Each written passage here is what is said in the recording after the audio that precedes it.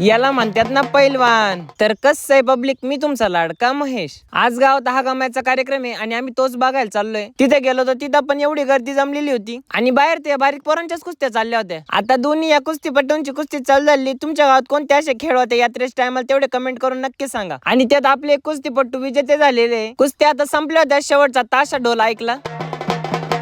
आपल्या चाहत्यांसोबत फोटो काढून आम्ही डायरेक्ट आता वड्यावर ताव मारला होता. भरपूर दिवस झाले ते वडा खाल्लाच नव्हता. आज यात्रेच्या निमित्तानं तरी खायला भेटला. छोटू म्हणायला लागला लहानपणी या फुग्यांच्या हवस नाही झाली, आता तरी उद्या. म्हणलं तू ना आता या फुग्यांचा नाद नको करू, मी तुला कच्ची दाबेली खाऊ घालतो, पण तू या फुग्यांचं परत नाव नको घेऊ. चला म्हणलं आता एवढ्या वेळ ना सगळी यात्रा फिरून या, आपल्यासाठी काही भेटलं तर घेऊनच टाकू. या पोराचा परत चालू झालं. तो म्हणतो ते दोघं जण जसे बसले ना तसं आपण दोघं बसू. म्हणलं चल मग काय, आता तू म्हणतोय तर बसावंच लागन. या छोटूच्या बुटीच्या नादात आपले चाहते पण आलते. सगळ्यांना भेटून आपण फोटो वगैरे काढले ना. आता लय चालून चालून थकलो होतं. म्हणलं चला आता काहीतरी ना थंडच पिऊ. तेवढ्यात काकाने आपल्याला लगेच थंड बदाम शेक दिले. म्हणलं आता लय थंड पिऊन आपण थोडस ना गरम काहीतरी खाऊ. मग आम्ही सोयाबीन चिल्ली आणि नूडल्स मागवले. यांचं मायावर लय प्रेम होतं चाललं होतं. म्हणलं आता 100% बिल आपल्यालाच पे करायचं आणि शेवटी तेच झालं, बिल मलाच पे करावं लागलं. घरी पण आपला मित्र आलता अभय, त्याने आपल्यासोबत फोटो वगैरे काढले. हा समूह तोंडात चार्जरची पिन घालतो. म्हणला चांगला झटका बसन तेव्हा कळन तुला. चार्जरचं बटन बंद करेल त्याच्यामुळे काही विषय नाही. तेवढा व्हिडिओ लाईक करून घ्या आणि अकाउंटला फॉलो करून घ्या.